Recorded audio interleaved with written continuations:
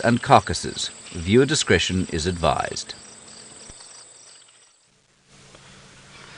The night is giving way to the beautiful colours of dawn as the golden sun starts to rise. This is Safari Live. Delayed sunrise safari. I do apologize, but the gremlins seem to have attacked early on this rather chilly morning.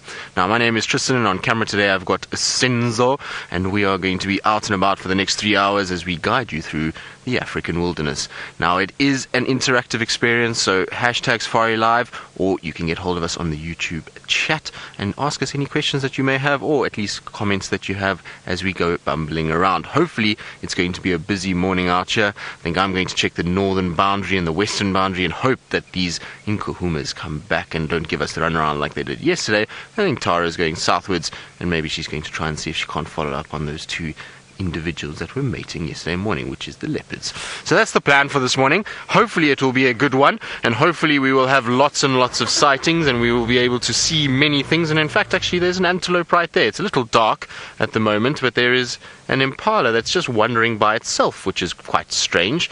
Generally, we find with impalas that they'll be together. A little to your left, so you can see Senzo's even other way. Senzo, other left.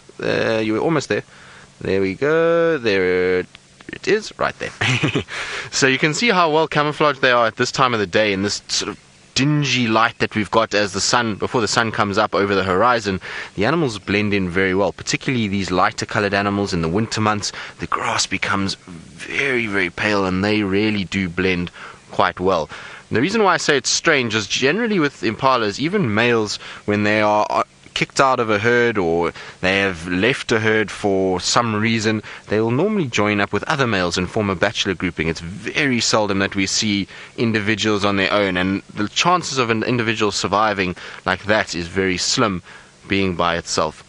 Now, there is another person out here this morning that would like to say hello, so let's go to the ever bright-eyed and bushy-tailed Dr. Tara.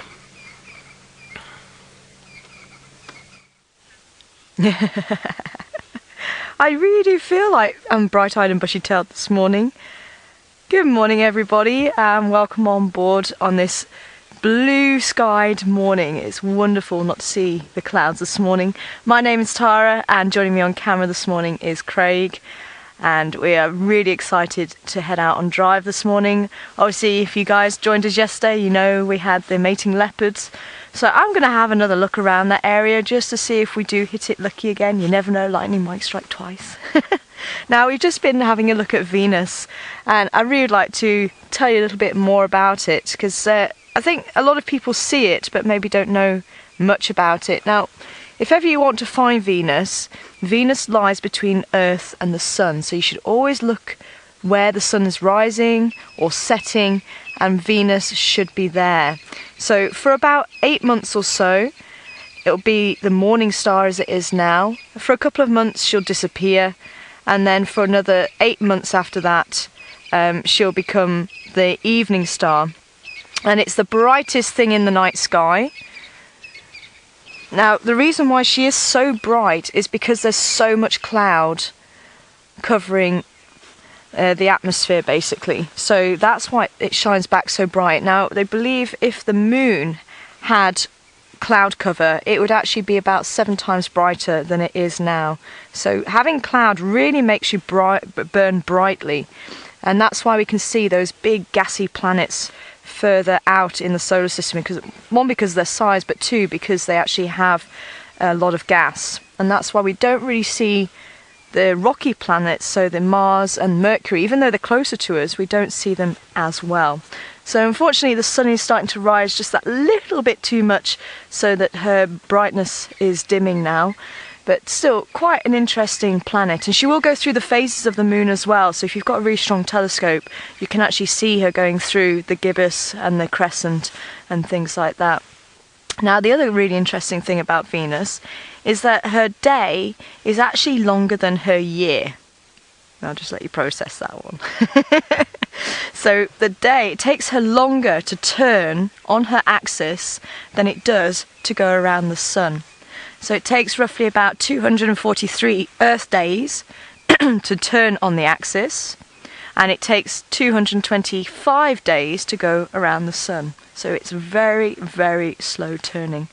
So yeah, quite an interesting planet. She also turns in the opposite direction to Earth as well.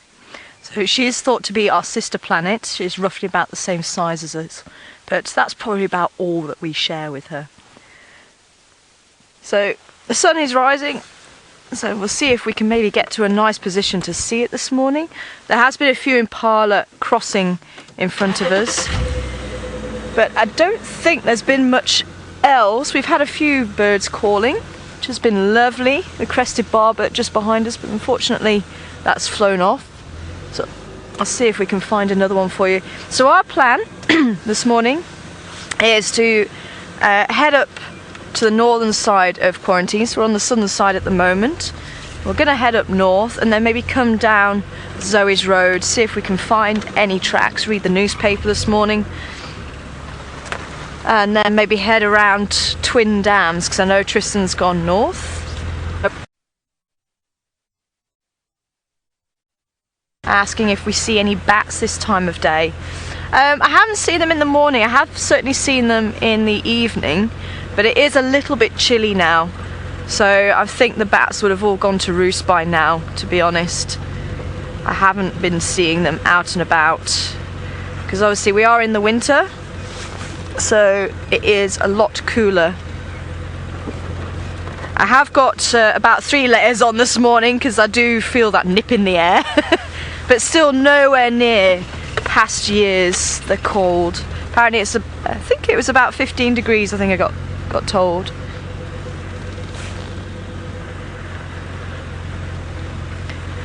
So we're gonna head back to see how Tristan's getting on in the north with tracks, and we'll see if we can find anything nice for you when you come back. Well, no, not yet, Tara, unfortunately. I was hoping to get onto tracks quite quickly, although there aren't any that I can see so far, and I don't have a very good feeling about the Inkuhumas this morning. I don't know why. It's just since I've been sort of driving around, it seems as though, I don't know, I think they might have gone further northeast into Buffelshoek or more into Torchwood, which would be not ideal for us, but it's worth a try to go and check anyway and just check the boundaries. I'm just slowly creeping along Buffelshoek cut line, just checking to see if there isn't any sign of anything moving around in this area. You never know. We know that Mvula likes to cross back and forth from Buffelshoek, so it's always a good place to check. And it seems as though Shongile has also been spending a little bit of time in this particular section. In fact, she was even seen at Tambuti Dam the other day, which is not too far from where we are, in a little bit of an easterly direction. So worth being up here, and it's always pretty on Buffelshoek cut line. I always love this undulating long straight road that we see here. It makes me, I don't know, for some reason happy. I like driving into it, especially in a sunrise, because the sunrise is straight up above you as you drive eastward. It's really very cool. But other than that, it's still quite cold, so I'd imagine that it's going to take a while for things to get going.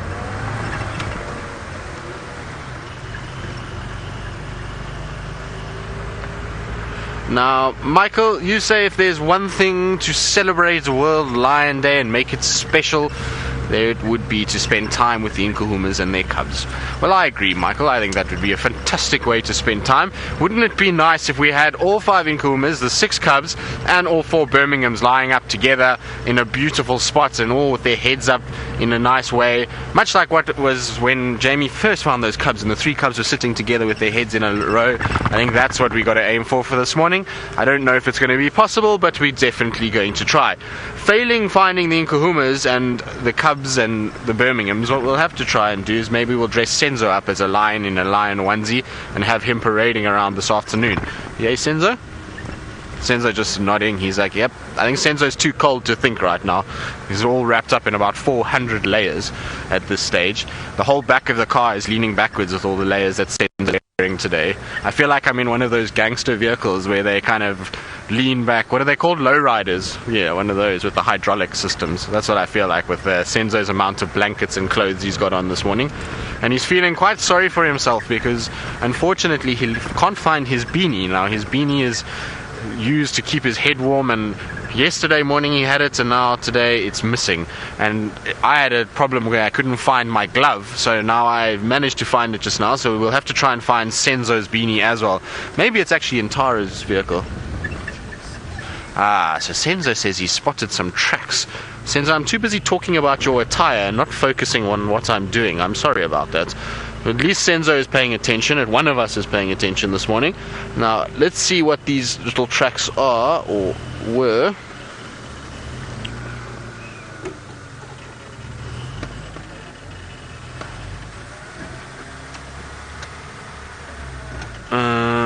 Let's see. Nope. All antelope, Senzo. It's okay though. Always good to check and make 100% sure, especially on these roads that go back and forth like this over the cut line. Right, let's check this road here. Now this is Tambuti Dam just on my left, and it seems to be a great place for a lot of the animals to be going back and forth. They seem to really like it. There's obviously water here, and this then directly leads to Gari Dam, so it's a perfect road if you're a cat or any other actual animal to utilize, because it can lead you from one water source to another. But alas, nothing last night has walked there.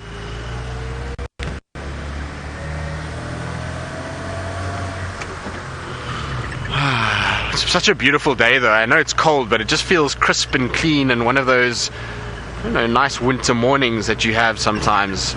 It's not too cold that it's unpleasant, but it just feels, it feels clean this morning for some reason, which is not a feeling you get much in our winters, because normally in our winters it's very dusty, and so you wake up and it feels dusty already. But this morning feels nice and clean. I wonder if with the cold it's just settled the dust a little bit, a bit of moisture in the air, and you get a bit of dew that forms, and that just settles all of the dust to start the day. I'm sure it will change rather quickly.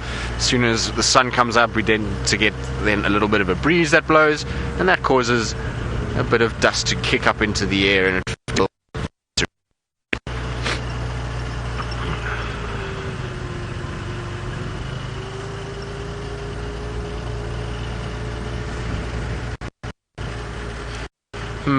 James, this is another one of those long questions. I feel like you're asking what are the most memorable experiences I've had with lions, and there are so many, to be honest. I've been fortunate enough to see a lot of lions and spend a lot of time around.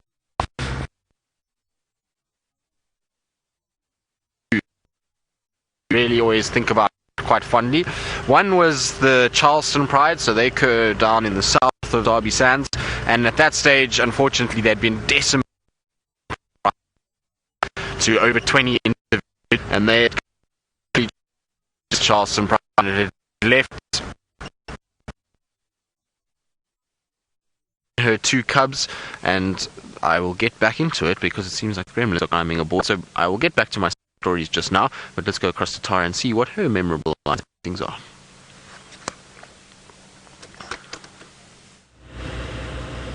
Yeah, good luck with fighting them off, Tris.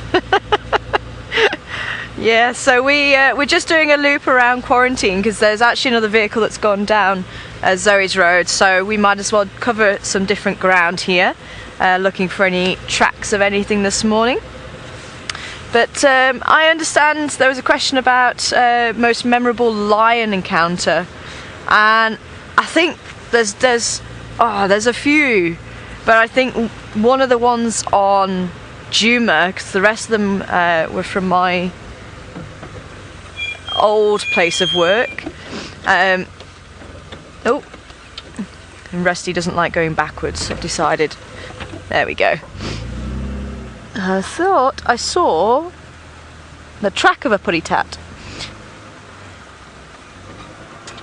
And it's very, very old. But we do have some other tracks. Oh, I wonder if you're going to be able to have a look at this. Can you get the tracks on the side here? Am I a little bit too close? Yeah, if you want to zoom in, I'll see if I can. Yeah, those. Let me jump out and see if I can actually point to one. See if you guys have any idea of who this belongs to. So this one here, I think.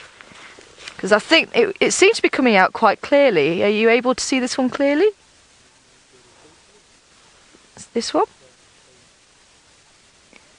So we've got the back part of the track here. This isn't Lion, by the way. just throwing it out there.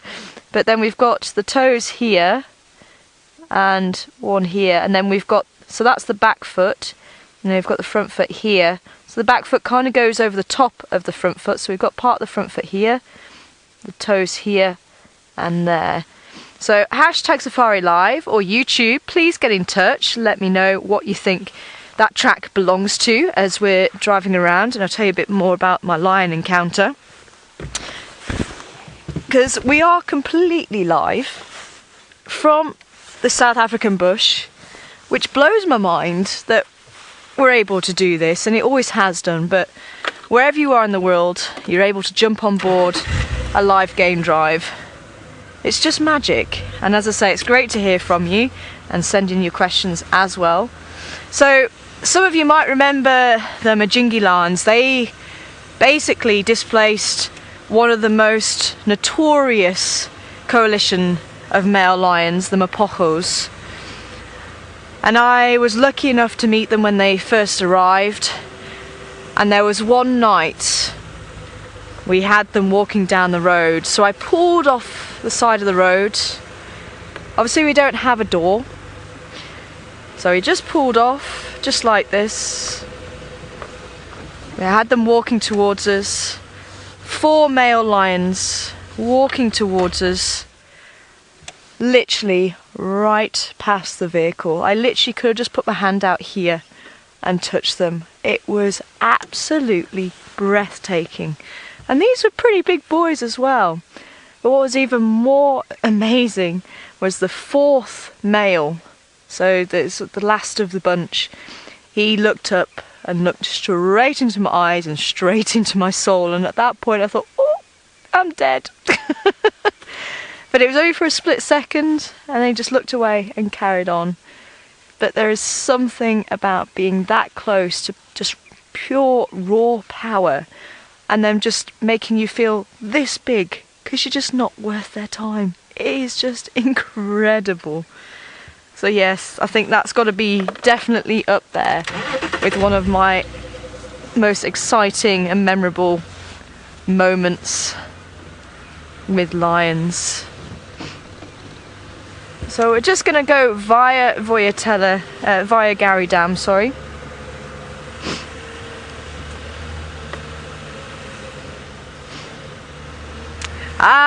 So I think Tristan's managed to fight off those gremlins. They really are pesky little critters, aren't they?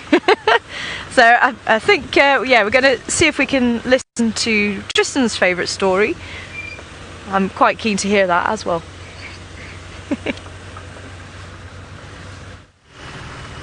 Well, Tara, yes, the gremlins seem not to like my storytelling and just jumped all over and cut me short, but we shall carry on now. So I was saying that there's the Charleston Pride, and at that stage there was a female with 2 males, and funny enough, the males actually weren't even hers. She had basically taken over because the mother for that particular, or those particular cubs, had been killed by the Southern Pride, and so she had to now basically look after these cubs. She almost effectively adopted them and started to look after them.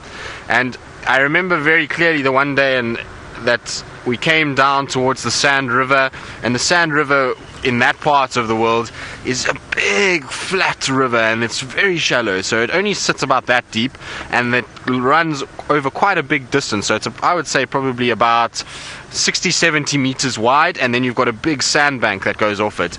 And we came down into the Sand River, and it's a beautiful part of the Sand River. It's where it goes north-south, so you get this light on either side depending on the time of the day. And we got down there in the early morning, and it was in the summer months, and the Charleston boys and the female were sitting on one of those sandbanks, and it was such a beautiful moment. There was this golden sand and the Charleston Pride on top of it. And then it started to warm up a little bit, and the Pride did the unexpected. They got up from their sand mount, and they went down, and they actually then began to lie in the water itself. So we had all 3 of these lions sleeping effectively in the water. They had their head on their paws like this, and all 3 of them were spread out lying in a river, which is something I never thought I would see, and it was really quite an amazing sighting just because of the way that everything looked and the light. It was beautiful, and seeing lions sleeping in water is not something you're ever going to see every day. Subsequent to that, they actually made a habit of it. I found them in the water quite often. We used to see them regularly bathing in the water, and they even used to kill in it. They'd find them killing kudu, and then they would feed off the kudu and have to fight with the catfish to get rid of the catfish and stop the catfish from stealing all the innards and things as they opened the kudu up. It was quite amazing to watch. So that's the one.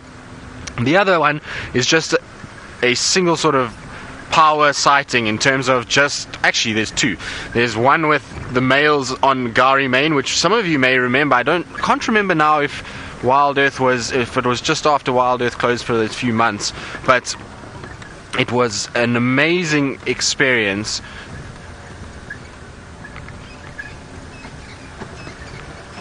Mansuk, you're talking about you remembering your tiger experience. Well, tigers are quite at home in water, so I would imagine that would be pretty similar to our Charleston Pride in the way that they were lounging around in water as well.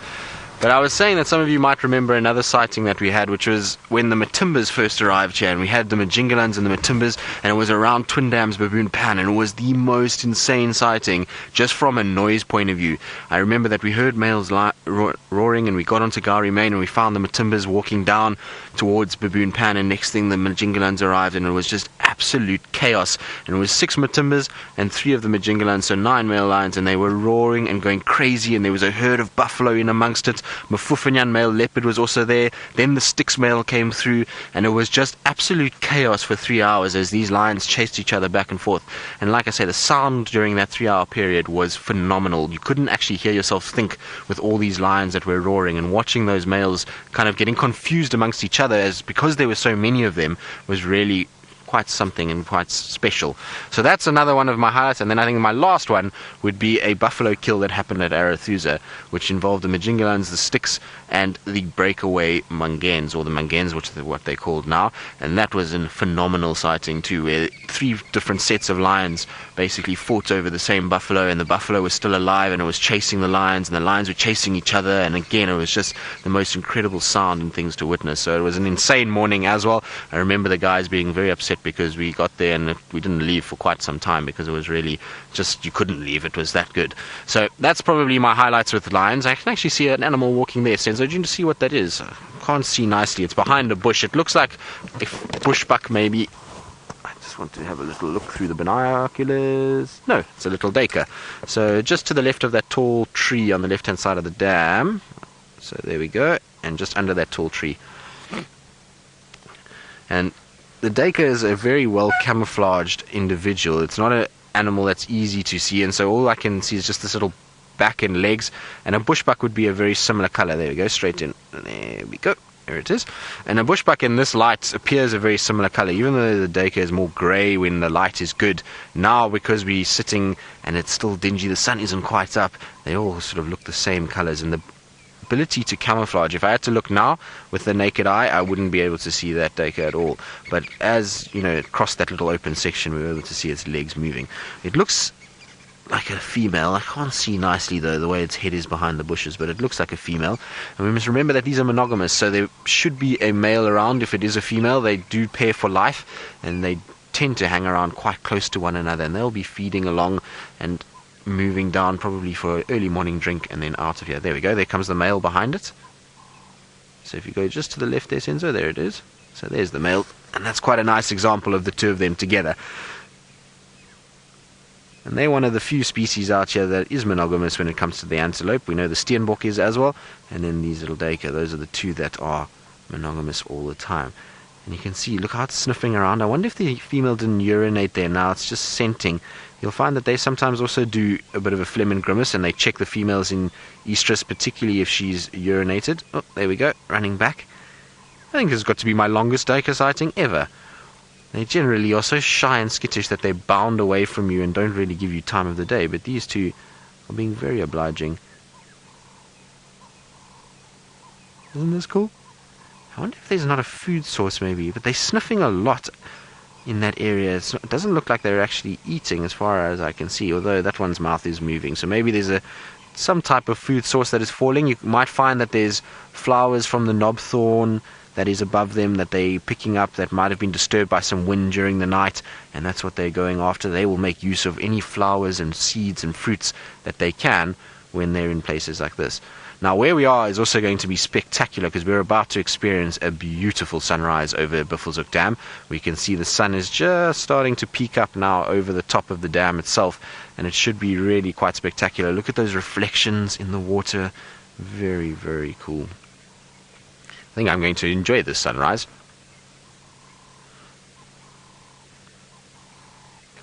Now I'm going to sit and enjoy my sunrise over Buffelshoek Dam. There's a bit of mist, it's quiet, it's beautiful, and so while we do that, let's go across to Tara and see where she is and what she's going to be doing this morning and what her plans are.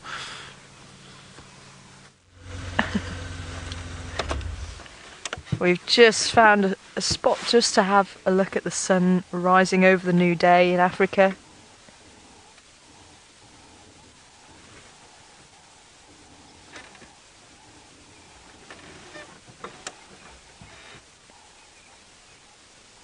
And the temperature is dropping as it normally does as the sun rises, because the warm air is starting to rise as the sun warms it up. So as the warm air rises, the cooler air sinks and rushes in to replace it. So that's why you get that really cold drop this time of day.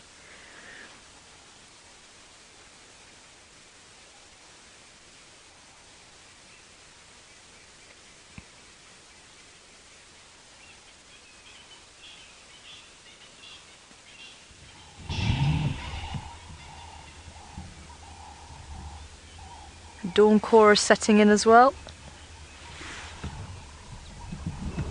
Oh, what a wonderful day to be alive. Awesome. And I think Tristan's also managed to find a lovely spot to appreciate the sunrise. Enjoy.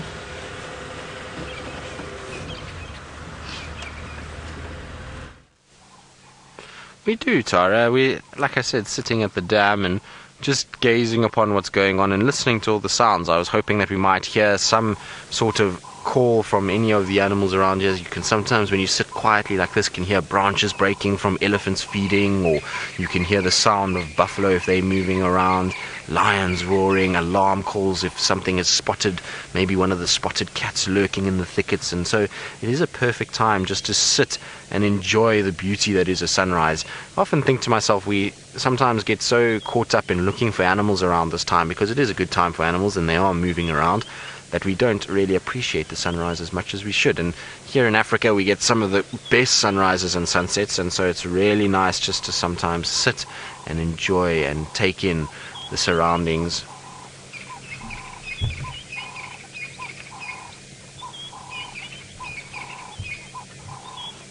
Lisa, you're asking what's better, watching the sunrise or the sunset? Ooh, I think sunrise for me, Elisa. The reason why is just that it's a start of a new day. There's fresh tracks that you can follow up on. You don't know what's happened during the night. We know that there's a lot more movement at night than there is during the day. In the day, the animals don't move nearly as much, and so when you drive around in the morning, you have a fairly good idea in the afternoon what's going to be around. So from a safari point of view, I just like the fact that there's a start of a new day. There's fresh things to go look for. You don't know where any of the animals are. You're going to try and go and find them, and it's like solving a puzzle in the mornings. You've got to try and work out where all of the regular characters that we see have moved to. So that's why I like sunrise. It's also something about transitioning from the dark into the light that I like, as opposed to the other way around. But in saying that, we do get some of the most spectacular sunsets here. Our sunrises are beautiful, but our sunsets can be amazing, because what happens is the sun sets behind the Drakensberg Mountains, so you get the silhouette of the mountains, and then you often get this incredible color of the clouds that hang over the mountains. Particularly in the summer, we get these big thunderstorms that follow that mountain range, and those clouds all light up, and you get an amazing sunset from there. So it depends, I suppose, but I do like sunrise period more than I do the sunset. And you can see the sun is just now coming over the trees. Very beautiful and peaceful.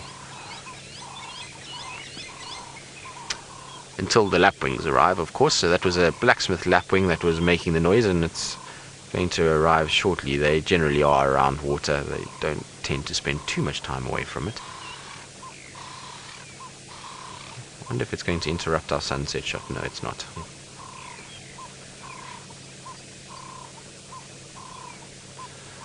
But that is a very, very good way to start a day. Well, for me anyway. Interestingly enough, no hippos at Buffelshoek Dam this morning, should I say.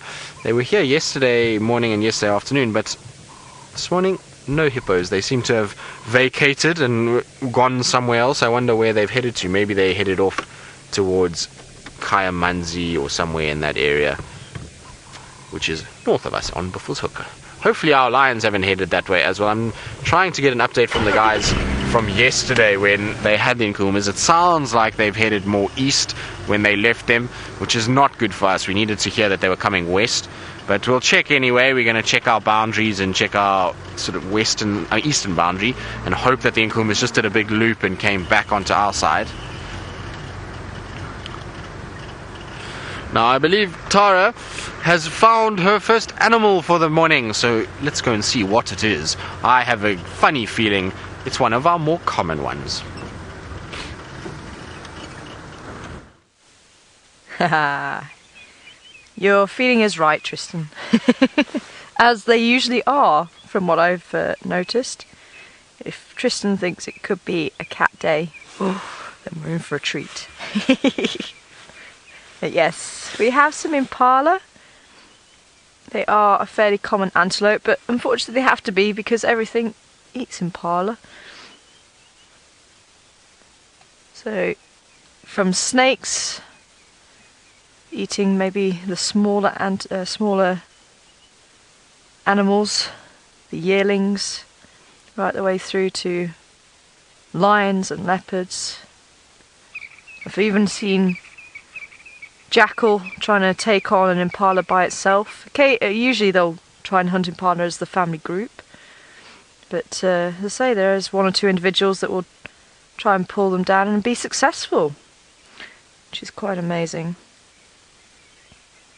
So they're about a medium-sized antelope. The females weighing around 40 kilos or so.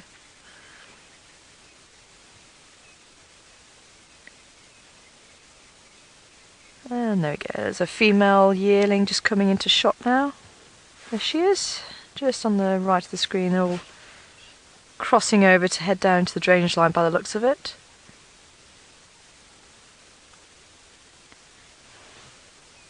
It's quite a large herd actually. We've got a bit of a mixture going on here, so we've got males and females, we've got yearlings and 2 years old as well.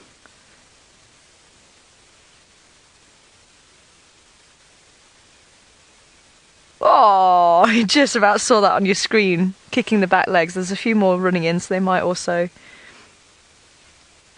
And again, just kicking the back legs, it's thought that they give off a chemical from the glands on the back legs. You can just see the black, there we go. The black on the back of the legs. And they all seem to be doing it in the same point as well. So it's thought that this chemical helps for the rest of the herd to follow.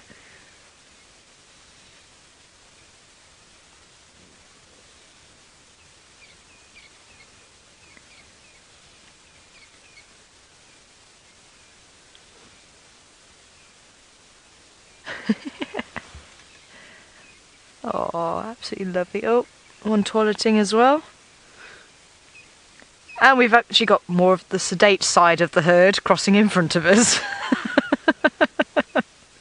Why waste energy this time of morning? I totally agree.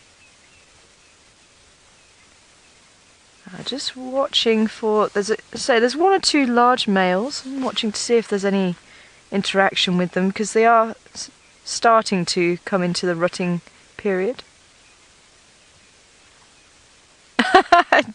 Justin giving it a 9.0. Oh, you are impressive, buddy. Especially in that golden glow. There you go, you can see the black glands on the back of his legs really, really clearly there. Herding the females, making sure they keep up.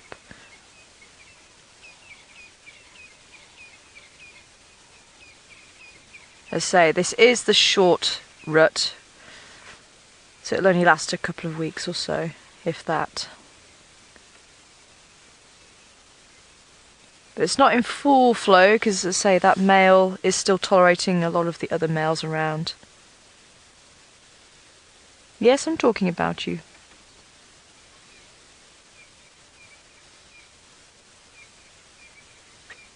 Ooh, got a few answers to the track I showed you earlier. See if you guys got it right.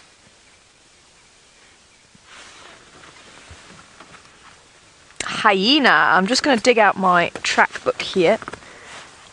I should have thought about that earlier, shouldn't I? Sadly, not this time, unfortunately. So the hyena, you're looking for the half-moon toes on the hyena. So these were nice, long, thin toes.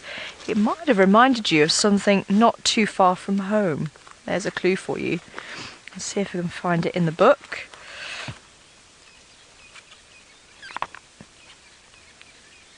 Claire and Paws saying honey badger. Not quite, but I can see where you're going with that one. Definitely see where you're going with that one. But again, the toes are quite long and thin. Let's see what else comes through. Haha. Oh, Liz and I missed it. There was a couple of other names, but quite a few of you saying porcupine. Michael as well. Not quite.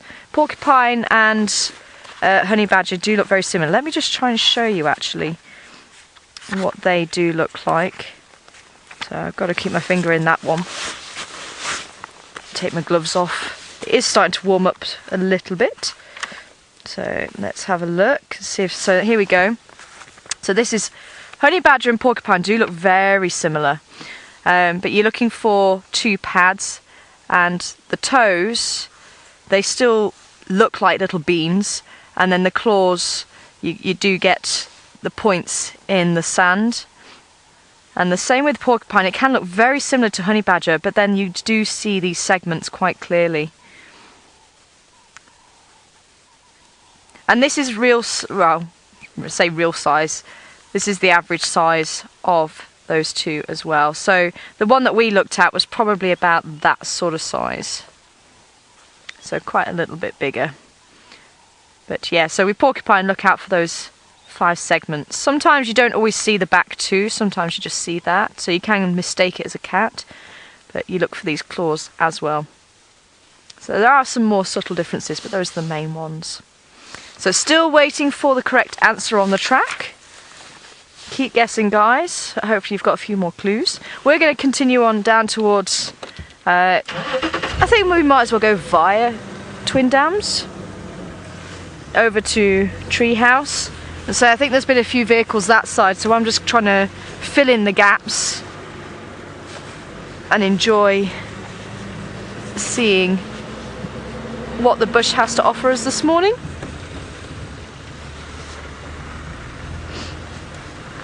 And there was quite a few of those tracks around, so that says to me that they're a gregarious animal. They are an animal like that's going to be together as a family, whereas the honey badger and the porcupine tends to be solitary. Oh yeah, we got more guesses. Need aardvark, not quite, but I can see where you're going with it, because the aardvark leaves the very long toes, but you don't tend to see the back pad. It tends to just be the long toes that you find.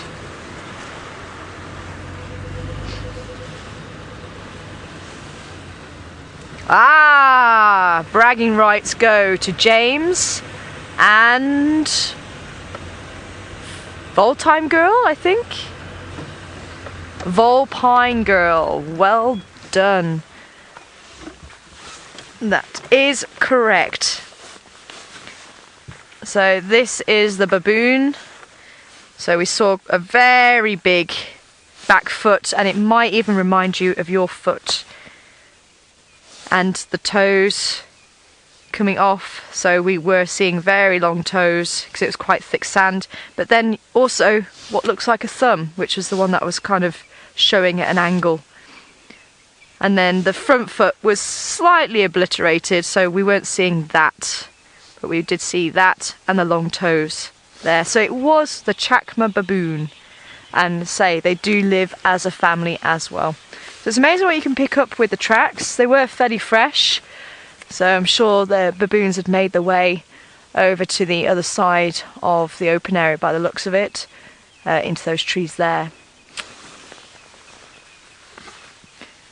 So we're going to carry on down. I'm hearing a few Franklins, but I think that's possibly them being disturbed by the Impala, because they're over by the same side of the Impala. No Impala alarm calls. So we're going to keep heading south. So good luck with what Tristan has for you.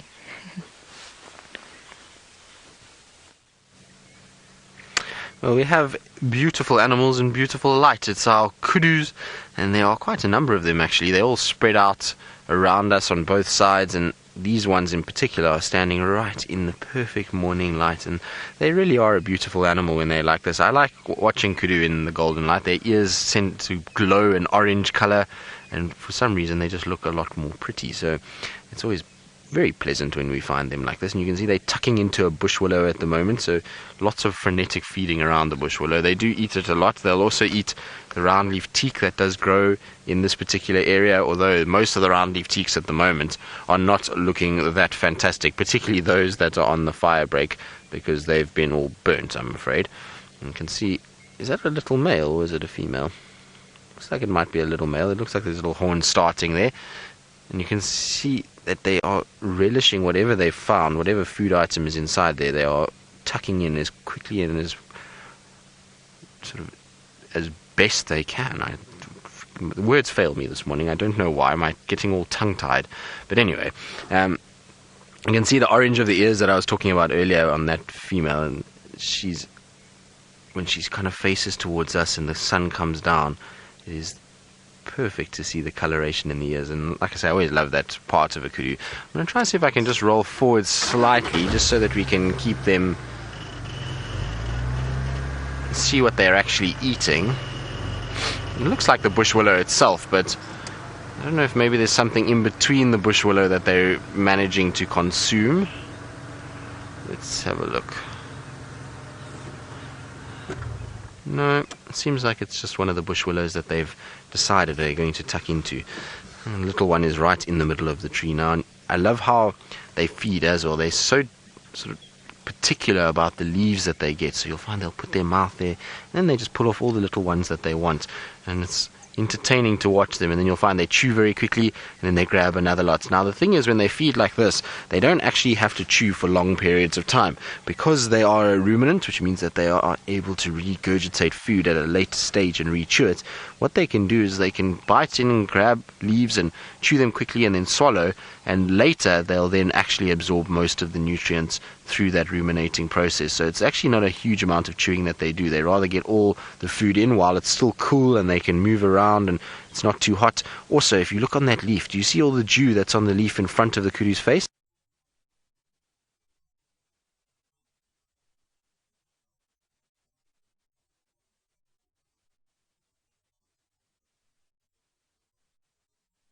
So that's to move off now.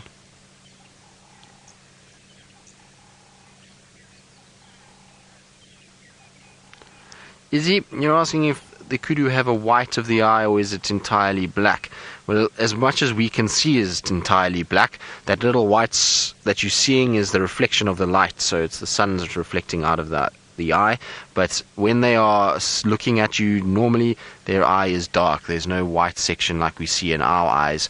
It's the same as the cats, but when they actually move their eye in a certain direction, there will be a white underneath or on top. If they're looking extreme down or extremely up, see it with the cats as well. So there is a little bit of white, but it's not really visible unless they're looking at a very odd angle, which kudu very seldom do. It's not often that kudu will look up into the sky or really down into the ground. And you can see that beautiful white tail as they run away, so that's their following mechanism. We see white rings on the waterbuck, we see the black markings on impalas, and so kudu, if you didn't think they had one, that's how they follow one another, is they just lift their tail slightly, and that big white mark contrasts heavily against the terrain, and they're able to then follow one another as they go through. But they have now disappeared, so we are going to carry on southwards. I don't think we're going to find any sign of the Nkumas. There certainly hasn't been any sign yet.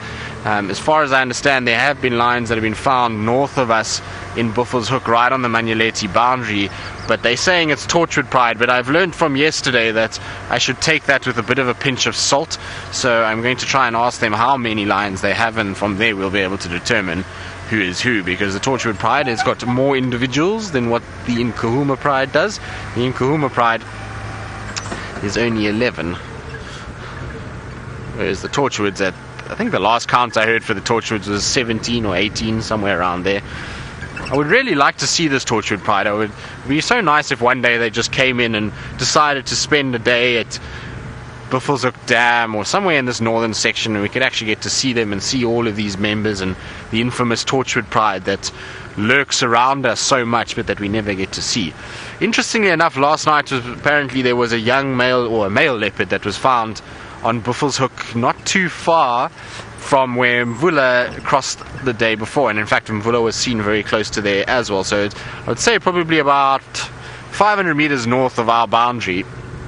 And it's an unknown male leopard. So one of the guys that took photos, he's quite into the leopards, and he said he compared it to all the leopards that he knows, and he can't really find a match for it. So interesting. He said it was a very relaxed individual. It wasn't one that was particularly phased by vehicles. So interesting to know that there's another male creeping around. Not that we need it. We've got more than enough males at this stage. It's quite difficult, I would imagine, for the females to actually deal with the amount of males that we have. It's just thinking about it, it means that if there's another biggish male, that we are sitting just in the sort of close confines of Djuma. We've got 4 big males that are hanging around in the form of Mvula, Tingana, Gajima, and now this guy. Then we've got the young males of Hosana and Tamba. Then there's, not too far away, is Quarantine. So Anderson is also not too far away, so there's a lot of male leopards in quite a small space, and I'm sure there's going to be a blowout at some point. There's going to have to be. I would imagine that these guys are not going to be too tolerant of what's going on for too much longer. But there's definitely no sign of these Nkumas coming back on this road, although what is this track here? Nope. It's just some of the Impalas running around up and down. You sometimes find when an Impala runs, it makes a bigger shape on the road and it almost looks a bit cat-like. So it's worth just checking when they are running around. Also, you never know, maybe they're running for a reason and something has chased them. It's always something worth considering. Now this area here is also one of my more preferred areas. I always like driving around along this cut line just because of all the marulas that line the road. You can see there's marulas that kind of pop out on either side, and marulas are such beautiful trees. Even now in winter when they don't have their leaves, they've just got the most amazing forms and long horizontal branches that stretch out. And so it is the perfect place for cats and varying other things to lie and lounge, and I don't know, I just like the shape of them. They, for me, are synonymous with the Sabi sands and this area, and so it's always good when you see these trees and know that you're in this particular section. And funnily enough, they actually reckon that this marula belt that runs, it pretty much runs from this area all the way down past Kukuza, is the highest density of marulas in the world. And they're not sure why that we would have so many marulas in this part of the world. They think that it's possibly something to do... Hang on a second. There's tracks for a lion coming into Djuma. That's good news. More than one lion. Hey, look at this. This is good to see. Looks like the whole Nkuma Pride have crossed into Djuma here on Central, which is fantastic news. So, I will show you now with the tracks that I'm talking about. There we go. You can see it just... Well, they're actually all over the place here, but that's really good news. But you can see them moving slowly down towards Central area. Now, there's nothing that's crossed out of Buffelshoek, so I'm hoping that these lions are still somewhere. It seems like I'm destined for another morning of tracking lions. Hopefully it will be more successful than what I had yesterday, but most definitely these lions did walk here at some point last night. So let's try and get onto these and see what we've got. They're on top of most of the other tracks that I can see, so I'm going to try and follow these and see where they go. Maybe the guys were right this morning and they did find the Torchwood Pride up in the north, and because they're up there, the Nkuhuma Pride has decided to come back this way, and we might find them lurking around this area. That would be something quite fantastic if we could find the Nkuhuma Pride. Now, I was saying about the marulas, sorry, I got sidetracked heavily by the tracks, but I was talking about the marula trees and the fact that they think that it has something to do with the population of squirrels in this particular area. So we have quite a high population of tree squirrels here, and tree squirrels will often farm marula nuts and take them and move them around, and that's why they're almost spreading and we're getting a grove of marulas happening. Now you can see our Nyala female is walking across, so our lions, I don't think we're here anytime soon, because these guys certainly would not be as relaxed. And there's the male, which is quite nice to see the difference between the two of them. And a lot of the time they're in thick dense bush, so we don't get to see them nicely, but that's the female with her rusty red coloration, and she's about to join what I would imagine is her young male. So there he is. You can see he's chocolate brown and doesn't even look like the same antelope. It really is quite phenomenal how different they are, and they actually show the most amount of sexual dimorphism amongst the antelope species that we have here in southern Africa. So completely different in their looks and the way that they are. And like I say, if you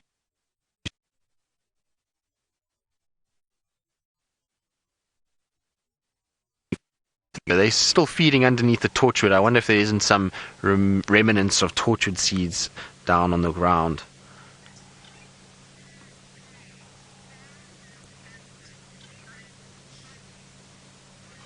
Michael, you're asking if I've ever seen all three spiral-horned antelope in the same sighting? Yes, Michael, I have. I have seen bushbuck, nyala, and kudu all together down at Lion Sands. There was a waterhole that was quite close to the river, and I had all three of them drinking at the same time at that waterhole. So I have seen all three together. It was quite a cool sighting, actually. Now the trick is to try and get all four together. So the fourth one is an eland.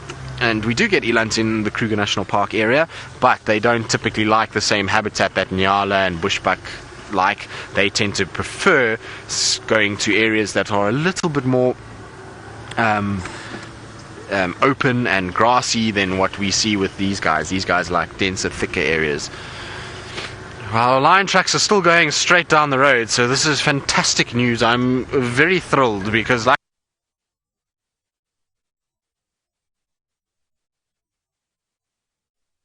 I said, I did check the boundary. I didn't see anything going northwards. It's not to say that I didn't miss them,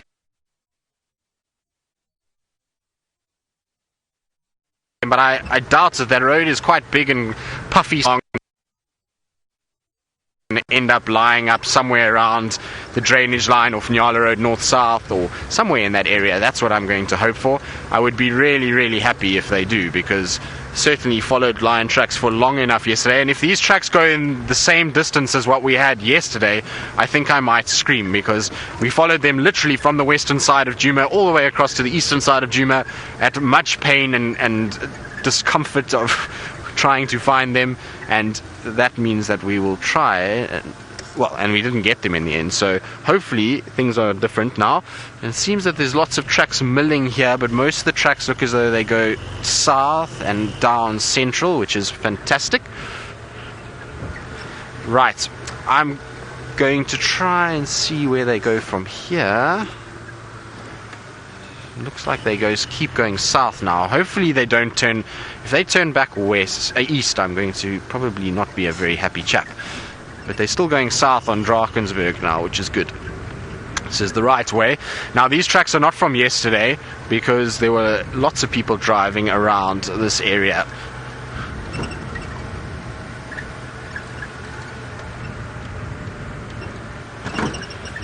Ooh. Kobe, age 15. You want to know what is the biggest and bulkiest male lion I've ever seen? Well, Kobe, unfortunately the biggest is probably not here in the Sabi Sands.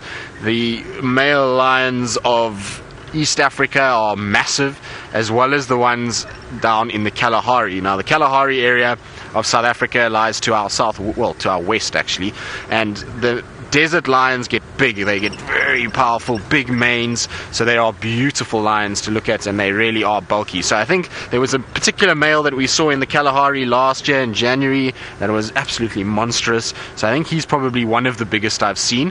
I'm dying to see Scar from the Mara, because I think he's one of the most impressive lions that there is out there. So hopefully we'll be able to find him at some point if we get up there. But in terms of the Sabi Sands, the Mapojos were big boys. Matumbas, hairy belly Matumba and Ginger, they both are quite large individuals as well, so they would both be animals that I would consider probably the biggest, and in terms of mane size, most definitely the biggest. Now I'm just checking for our lion tracks. It looks like they turned down, but I just want to make it 100% sure before I go down that road. Yeah, they've turned that way, so it looks like they're now going down Battalier Road, which is fine. It means that they're heading towards the Mulawati, and so hopefully we'll be able to find them. But in terms of here, I would say toss up between the Mapojos and the Matumbas. Unfortunately, the Birminghams and the Majingis, and I suppose the Majingalans, there's some big boys in there as well, but Mapojos and Matumbas were definitely larger in terms of the sizes that I've seen, and even mane size on them, they had really nice big manes that were very impressive. So those would be ones that I would consider the biggest in the Sabi Sands.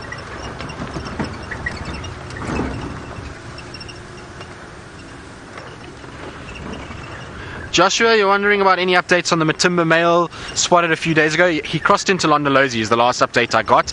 Apparently carrying a bit of an injury, so not looking as healthy as we would want him to be, but he was moving and crossed into Londolozi. Haven't heard anything since then, so it might be worth just following the Londolozi blog a little bit, see if maybe something pops out there, or Facebook page, just to see if there isn't any sign of him being seen that side.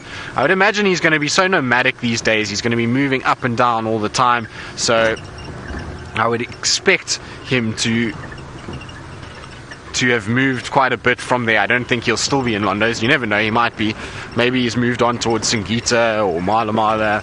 Difficult to say, but that's the last update I got. So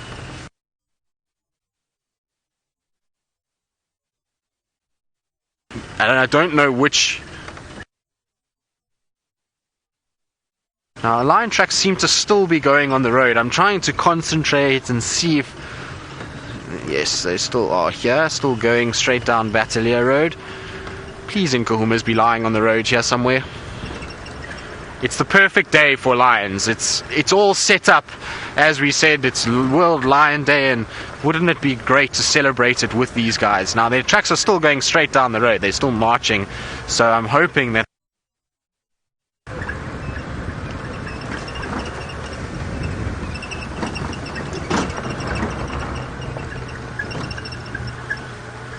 now, let's see. Still going, so it's difficult.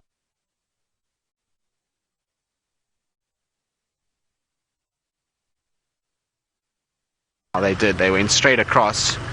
So we're going to have to loop around and just see if we can't check on the other side of this drainage section and see if they're not come out on that side.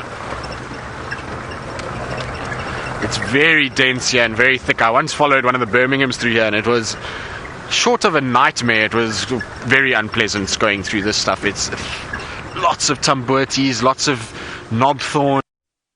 So it's all trees that are protected that you can't drive over, which makes it very difficult to negotiate. But yes, they've definitely crossed further down there. Let's see. I think Nyala Road's going to be better for me than this road from now. Let's get around there.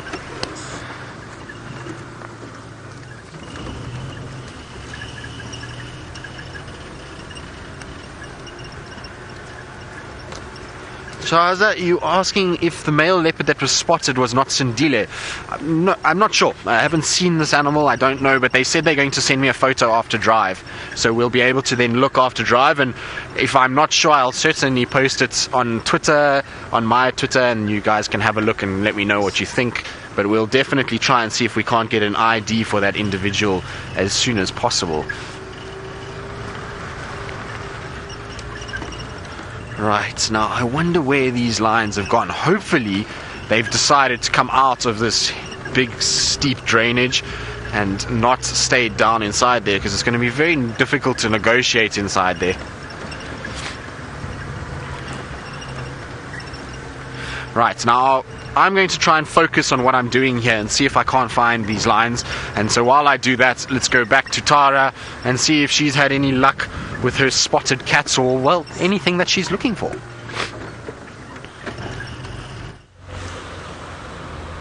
Yeah. So yeah, well, I'm hoping Tris is going to find you those lions, especially for Lion Day. That will be amazing. I haven't seen any tracks of the big cats down this side, so we're heading up towards. Oh, I wanted to go around towards Treehouse Dam, didn't I? Let's go Treehouse Dam, and we'll go via and then up to Impala Plains.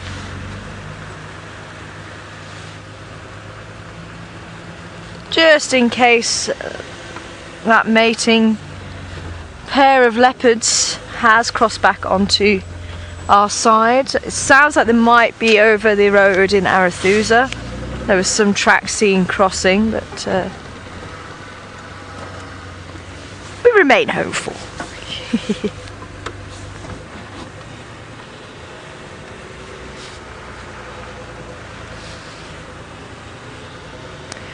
Hi Michael, welcome on board this morning. Asking about Shongile and if anyone had any idea of where she went to yesterday. I think the guy said that she was heading south, but other than that I'm not sure, because I think the guys who are with the leopards, from what I could understand on the radio, as I say, I was obviously trying to find my way through to the sighting at that stage, and it sounded like Shingile was on top of a termite mound, and that was the leopard that they were focused on, and she was relaxing, enjoying the view from up there. I believe there's some beautiful pictures of her. And then as another vehicle pulled in, he happened to notice the other two leopards. Well, first of all, he noticed the one leopard, he said the big male, and then I think Tandy obviously came out as well, and that's when they started moving. So we're not sure how long those cats have been there for. It's possible that they've been there together for quite a while. They just were hidden.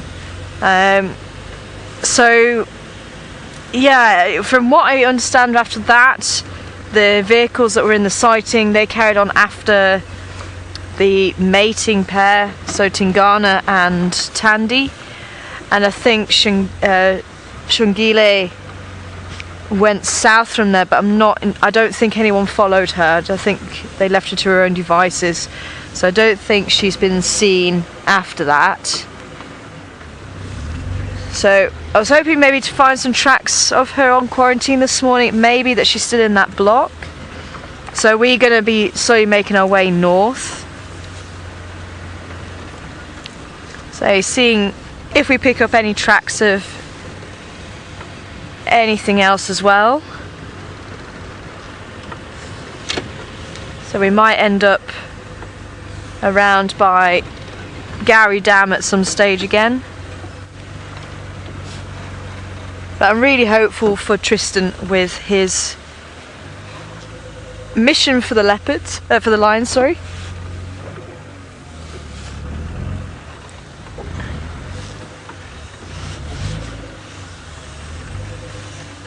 Ah, interesting question, Starlight. Now I'm just trying to get a slightly better view of the road here. I'm wondering, because there's a very cute little track here, which I'd love to show you if I can. Are you able to pick out the little track that you've been seeing quite a lot of? We might be able to see it. Yes, there we go. So hopefully you can see that. Let me jump out and just show it to you, and then I can answer Starlight's question. So I think this was the one that you were on, were you? This one? Or was it this one? This one in front. Ah, okay. So it's this one's actually. Can you get this one here? That's slightly better. Yeah. So we've got the back pad here, and we've got the toes just here, and then there's actually another track underneath. So this particular animal walks track on track to try and keep quiet. It's almost covered by my thumb. Now this is a particularly large male of this species.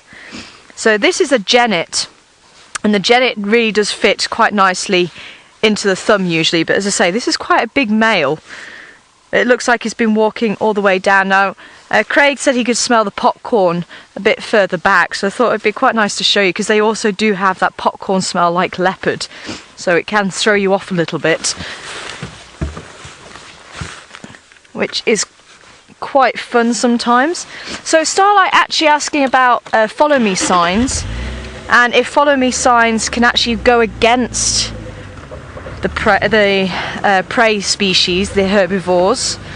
As I say, the follow me signs are quite often white markings on the rump, or as I say, it's still a theory about the Impala, so it's not really known exactly, but let's say with the chemical being released from the glands on the back of the legs, it's still a theory, but it is possible that that is actually what it's for.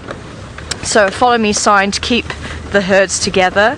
The tails, the white tails that get curled up on Nyala and Kudu.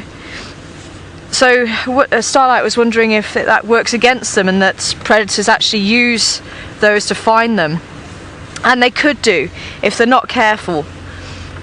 So especially like the antelope that live in the bush, they will stay very still and they'll hide that tail, because as I say, the white sticks out like a sore thumb in the bush, which is why it's used as a follow me sign. But even the leopard tail has the white tip as well, so the cubs can actually follow mother through the bush, and the lions have a black tip to the tail, so the cubs can follow mum through the bush. But as I say, you don't. I think once the cover has been blown from. Oh, I thought that was a. I thought that was an eagle flying in, but it's the Egyptian geese flying into Treehouse Dam. Let's see if we can park up on the wall. Check in on the blacksmith lapwings. How their chicks doing? Oh, we still have a couple of the chicks.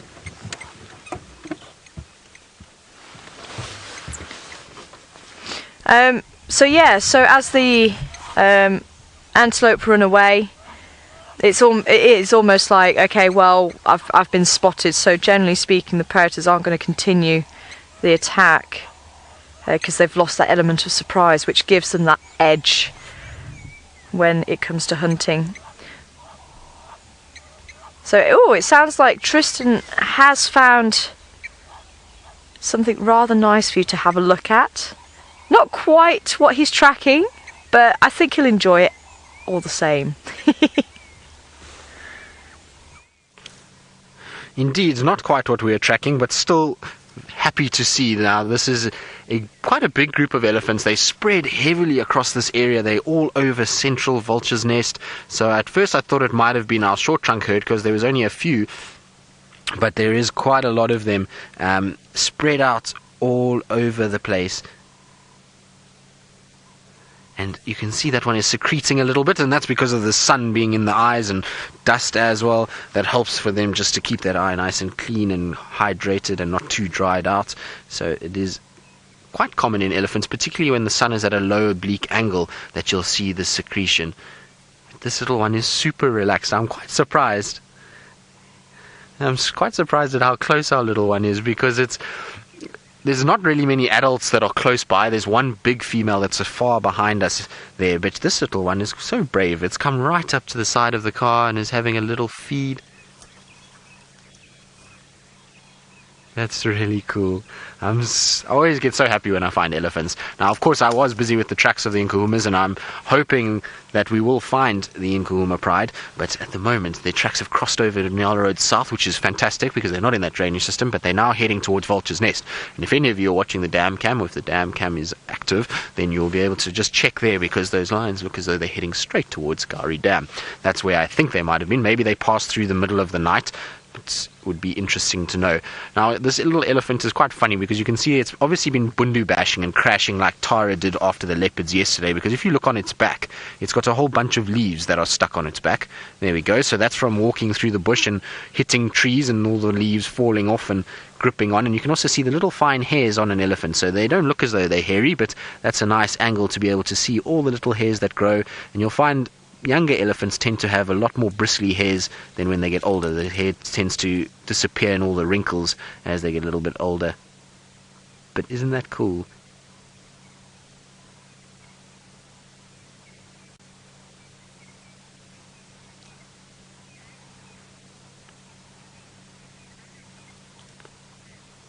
Ali, you asking if the Ellies get allergies? Well, no, not as far as I know, Ali. I've never seen an Ellie get an allergy. They sometimes get dust in the mouth and... Oh, hello. Yes, you are agreeing with us. You don't get... Or do you get allergies? Are you disagreeing with me?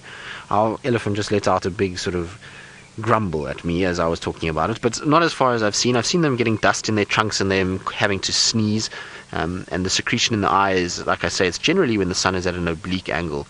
Otherwise, don't show really any signs of heavily dripping mucus or any sneezing at regular intervals. Oh, have you just noticed that we're here? It's almost as if ran off as if to think that, well, what are you doing right behind me?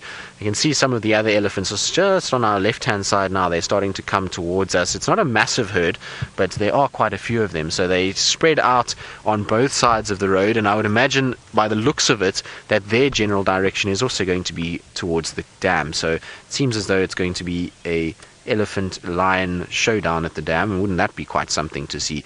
So elephant dislikes one animal, it is lions. They are not very fond of lions at all, particularly when they've got young ones around. That's when they dislike them the most. So we'll have to try and see what happens. But our little one is still feeding away on its acacia. It's found something in the middle of this bush that it's now digging for. I don't know what it's got in there, but it's certainly wants it. Oh, there we go. It's a bit of green grass. So where did you find green grass? Is it green grass? No, it's actually a small acacia.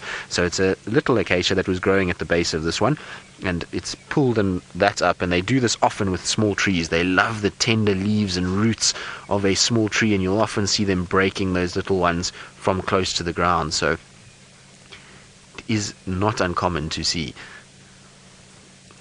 Careful your eyes. There's thorns there.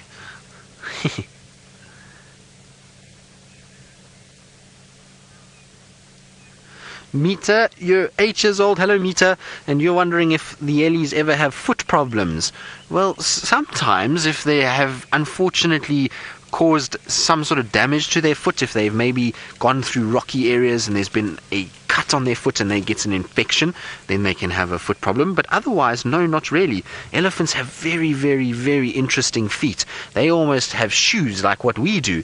So when an elephant walks, it's got a big pad that runs underneath the bones, and that protects the foot. And so they also have hard skin, and you see the big toenails that protect it from being hurt when they're walking forward. So their feet are actually well protected and are very, very soft, and it means that they actually don't have too many problems on their feet at all. It's only if they by mistake cut it on something, or if something gets wrapped around it. I have seen lots of elephants with snares around their feet, which is not so nice, Mita, and then they have a few problems. But otherwise, funny enough, elephants are actually very good at keeping their feet in good condition. And what happens is, you see underneath the foot there, it's got lots of wrinkles. That skin is thick, thick, thick, thick, thick, and very hard, and it means that the elephant, not much can go inside. Their thorns and all of that aren't able to penetrate in the bottom of that foot.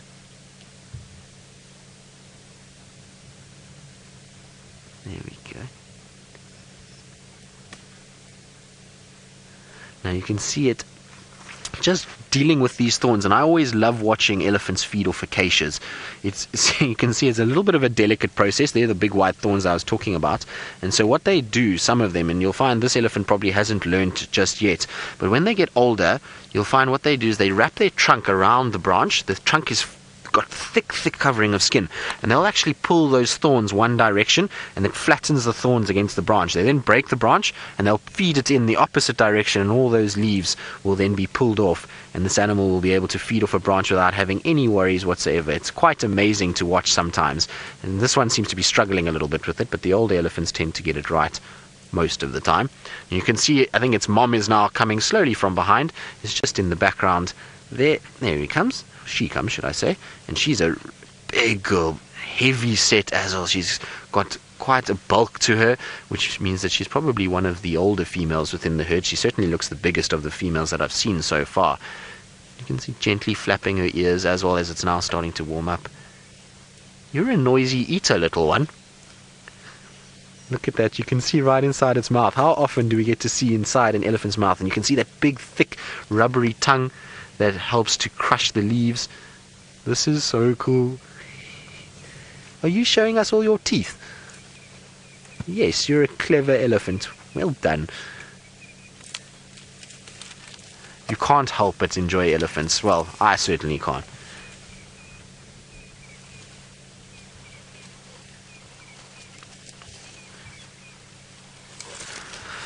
Ooh. Rory, you're wondering if the elephant's hair would get thicker if there was a really cold spell. No, I don't think so. It would have to be very, very cold. And if you look at elephants that are in captivity in some of the climes of Europe where it's much colder, their hair doesn't get thicker than what we see with these. I suppose if you go back in time to the Ice Age and you go into woolly mammoths and those kind of things, you will see that they had big furry coats to keep themselves warm. But I don't think the global temperatures as yet go low enough to warrant thick fur on elephants. They have a big layer of fat around them and thick skin, and that all helps to insulate them.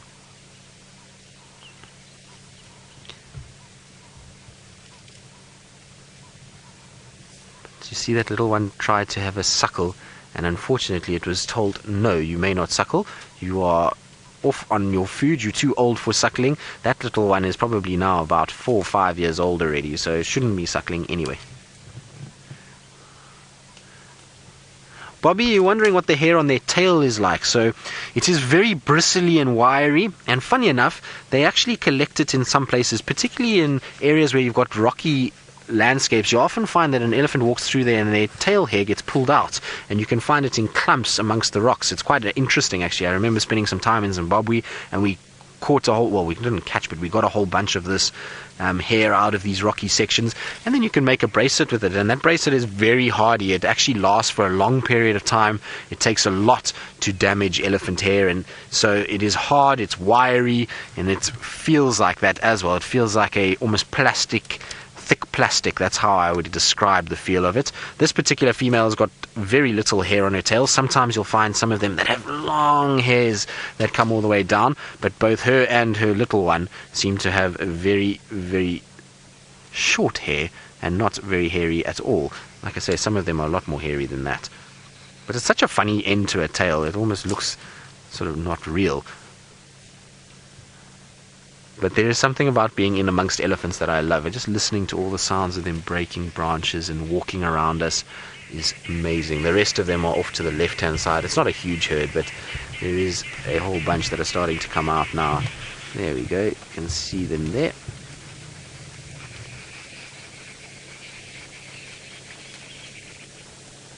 Another one of the big females.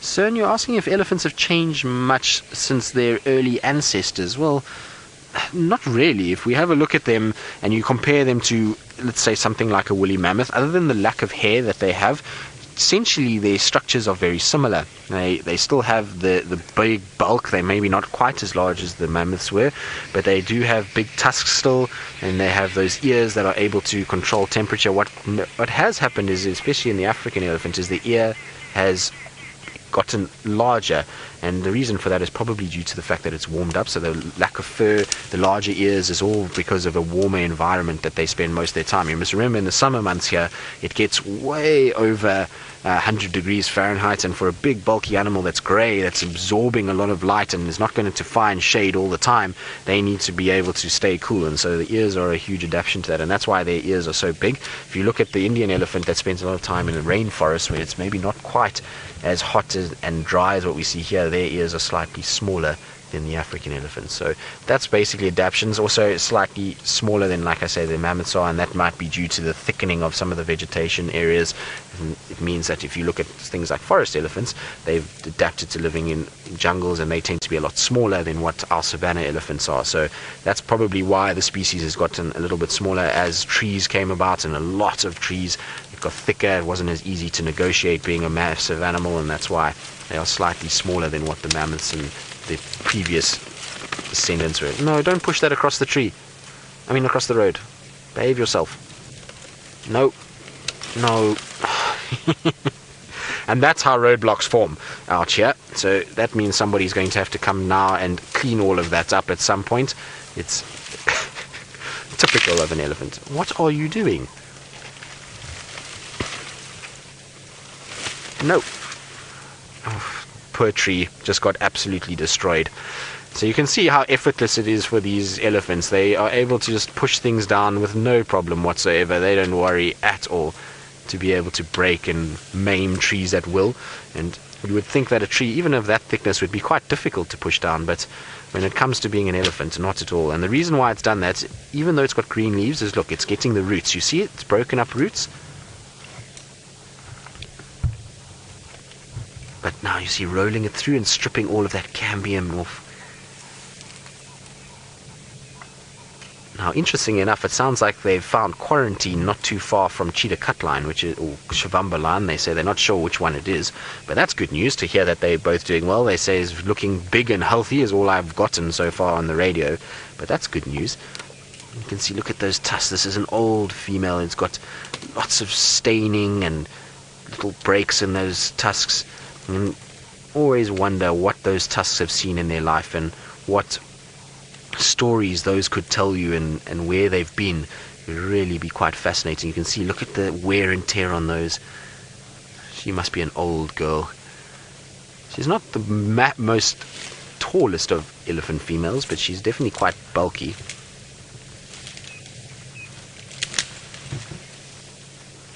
HBP, wondering if elephants would attack humans in the wild. Well, yes, most certainly they will. There's been a number of fatalities due to elephant. Elephants, when they are upset, are not an animal to play around with. And even here in places like the Sabi Sands, there was an attack on a guide 2 years ago, and luckily he survived, but he was attacked by elephants. So it does happen quite often, and it's one of the animals, when you're training as a guide and you're learning, this is an animal that you have to pay the utmost respect to, and you have to spend a lot of time learning about them, particularly if being on foot. Elephants can be very dangerous on foot. When they have in herds like this, they've got young ones that they feel like they need to protect, then they are going to really make sure that they do so. And they are not around with, they run fast, they're powerful, they have the tusks, and so they are very dangerous to people. They are probably one of the most dangerous animals that we have out here, and them and the buffalo are probably the two that have the shortest temper as well. I suppose black rhinos could be thrown in there too. But luckily for us, in saying all of that, is that in areas like this where elephants are not persecuted, so where they're not chased and they're not hunted, they're not poached, they generally tend to be quite relaxed. They tend to not worry about us too much. They tend to allow us to move around in these areas without any issues whatsoever. So we're perfectly safe as long as we give them respect and distance, and we shouldn't have any problems. Now I believe Tara is doing a bit of birding now and having a look at her feathered friend, so before it flies away, let's go across while I continue and try and find these lions.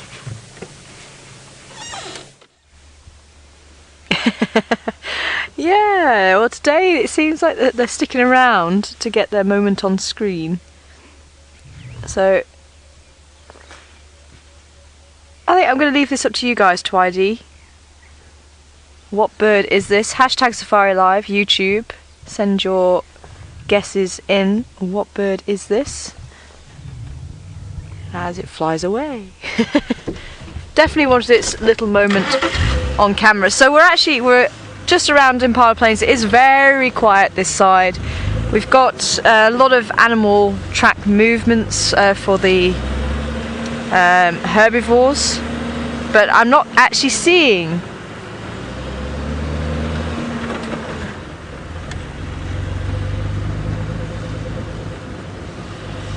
so we're gonna just have a cruise around through the Impala Plains, go up to Sandy Patch, and we'll probably head towards Gowrie Dam, but let's say hoping just to maybe happen across something. But